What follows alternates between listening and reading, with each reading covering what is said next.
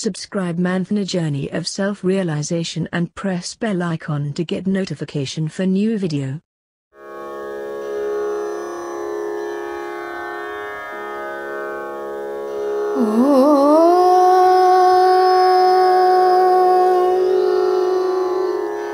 Namah Shivaya.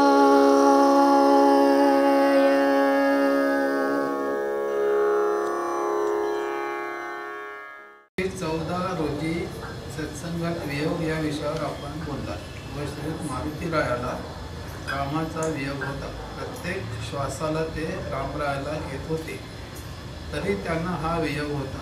हा वियोग म्हणजे काय? अंतर्मनातील प्रवासात हा वियोग अत्यंत आवश्यक आहे. या वियोग या भावनेच्या स्पर्श आम्हाला कसं होईल? तुम्ही काय म्हणायचं? रामरायाला तुम्ही सांगितलं होतं की त्यांना वियोगाची भावना सतत होती, की जरी ते घेत होते तरी तो वियोग त्यांना होता. तो हा वियोग कोण घेत होते? मारुतीराया रामाचं नाम घेत होता तरी तो वियोग त्यांना सतत तो वियोग होता. आमच्या दृष्टीने कसं की तुम्ही भेटला, सद्गुरूंचं दर्शन झालं नाही भेटले वियोग झाला, म्हणजे नाही दिसले, म्हणजे एवढी सीमित ती भाषा काही एवढं नसावं असं मला वाटतं. हा वियोग म्हणजे त्याची व्याप्ती काय असावी, प्रचंड असावी. म्हणजे सर्वसामान्य माणसाचा वियोग ही भावना काय असते की दोन व्यक्ती आहेत, एकमेकावर जीवापाड प्रेम करणार.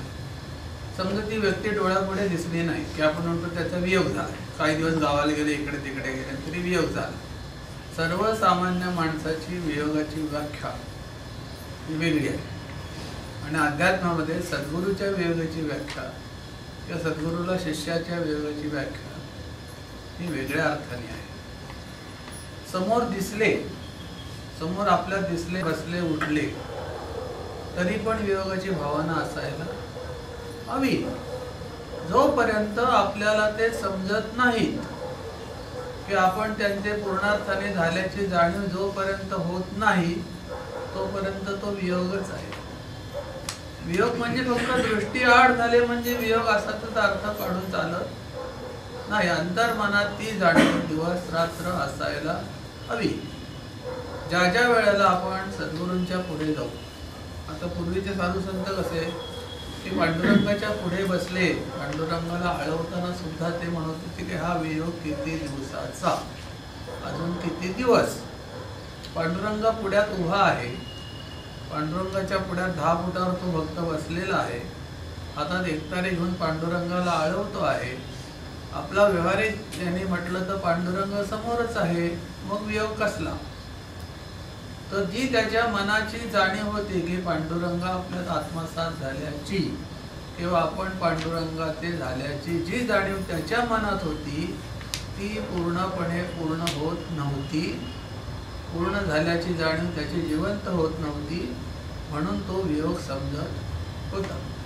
जी अवस्था संतांची झाली तीच अवस्था भक्तांची पण व्हायला हवी.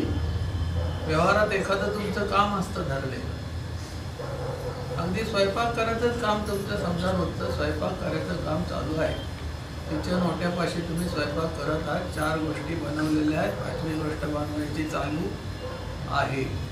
तरी पण त्या स्वयंपाकापासून स्वयंपाकामध्ये उभ्या असताना सुद्धा जर तुमचा वियोग झाला तर स्वयंपाक जास्त उत्तम होईल की नाही? एखाद दिवशी लक्ष दुसरीकडे असतं आणि काहीतरी काम असतं, सांगितलेलं असतं, कोण येणार असतं, जाणं असतं, कुठलं तरी पत्र यायचं असतं, काहीतरी व्यवहार असतो. त्या दिवशी हाताला सवय पडली म्हणून बराबर ते पदार्थ बनवत असतो, पण ते बनवण्यामध्ये त्याचा त्या पदार्थापासून वियोग झालेला असतो. वियोग म्हणजे अशा अर्थाने घ्यायचा की ते करण्यापासून तो थोडासा मनाने लांब झालेला असतो, पण हाताला सवय पडली म्हणून तो ते बनवत असतो. त्या दिवशी तो स्वयंपाक घरातल्या सर्व लोकांनी जेवला, आपण जेवला, तरी मनाला तो आनंद त्याच्या मिळत नाही. घरातले लोक आपलेच असल्यामुळे म्हणत नाहीत की पोळ्या जरा कच्च्या झाल्या आहेत, त्या पोळ्या जरा जळल्यात एका बाजूनी, असं म्हणतात का घरचे लोक? नाही म्हणत. पण आपण खायला बसल्यानंतर आपल्याला कळतं की आज जरा भट्टी आपली बिघडलेली आहे, म्हणजे त्या गोष्टीपासून आपण वियोग झाला आपला. सद्गुरू आणि आपण आपल्या या नात्यामध्ये सुद्धा असा वियोग माणसाला अनुभवता आला पाहिजे आणि तो दिवस रात्र पाहिजे.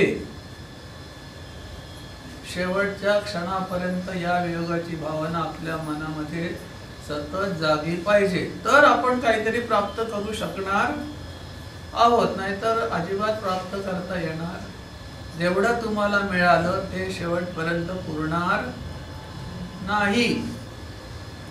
कारण मला आता पूर्णत्वाकडे मी गेलो, ही जर भावना झाली आणि आता मला वियोग राहिलेलाच नाही, आता मी एकच झालो, ही जर तुमची भावना जिवंत झाली तर प्रगती संपली. कुठलाही उद्योगपती एखादा उद्योग करतो, शून्यातून सुरू करतो, करोडो रुपयाचा त्याचा टर्नओव्हर होतो, त्या उद्योगापर्यंत तो पोचतो, तरी पण तो उद्योग दिवसेंदिवस वाढवायच्या मागे तो असतो. ज्या दिवशी तो म्हणतो की माझा उद्योग आता आंतरराष्ट्रीय कीर्तीला गेला आणि इतका टर्नओव्हर माझा आहे, जगामध्ये माझी 2 नंबरची कंपनी आहे, मी भारतातच नव्हे तर जगामध्ये आहे, आता मला काही करण्यासारखं राहिलं नाही, असा जेव्हा तो विचार करतो आणि त्या धंद्यापासून विचाराने आणि कृतीने वियोग घेतो, त्यावेळेला तो हळूहळू 10-5 वर्षात तो धंदा त्याचा मागो येतो. तीच गोष्ट अध्यात्मामध्ये आहे की सद्गुरु भेटीचा वियोग माणसाने दिवस रात्र मनामध्ये धरला पाहिजे.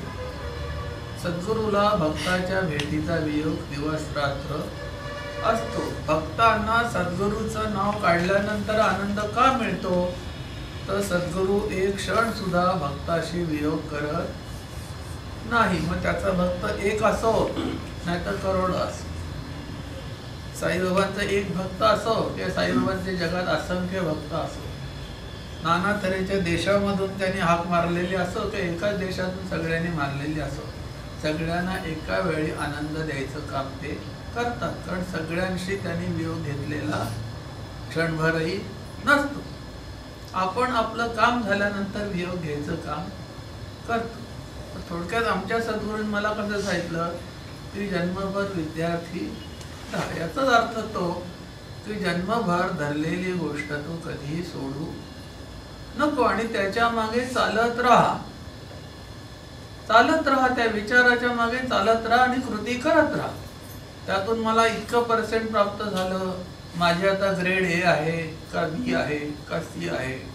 काही अध्यात्म केंद्रामध्ये तुम्हाला तशी ग्रेड देत असतात की आता तुम्ही C ग्रेडचे झालात किंवा तुम्ही A ग्रेडचे झालात, आता तुम्हाला सत्संग चालवायला हरकत नाही बाहेर जाऊन वगैरे, आता तुम्ही ही परीक्षा द्या ती परीक्षा द्या, असं काही आध्यात्मिक केंद्रामध्ये चालू असतं. म्हणजे थोडक्यात त्यांनी ती शाळा उघडलेली सर्टिफिकेट द्यायची असते. या गोष्टीमध्ये सद्गुरू आणि तुम्ही याच्यामध्ये सर्टिफिकेट प्रशस्तीपत्रक हे काही विषय नसतो. 50 वर्ष सद्गुरूंच्या सान्निध्यात राहून सुद्धा एखाद्या माणसाला ते मिळत नाही आणि काल परवा आलेल्या माणसाला सुद्धा तो आनंद मिळून जातो. म्हणून थोडक्यात ते कसं म्हणतात की देवाची आद्वारी उभा क्षणभरी तेने मुक्तिचारी साधी. एक क्षणभर उभा राहून त्या देवाजवळ, त्या भगवंताजवळ, त्या सद्गुरूजवळ तुमचा वियोग न होता तुम्ही अखंड राहिला तर तुम्हाला लगेच क्षणार्धात ते प्राप्त होतं. लोकांना दाखवण्यासाठी तुम्ही जोडलेले असलात, लोकांना दिसेल की महान भक्त आहेत, लोक फसतील सुद्धा तुमच्याकडे बघून की खूपच मोठे महान भक्त आहेत, बाकीचे बघा किती साधे, हे बघा केवढी भक्ती करतात. पण ती भक्ती फक्त दाखवण्यापुरती आणि मनातून नसते.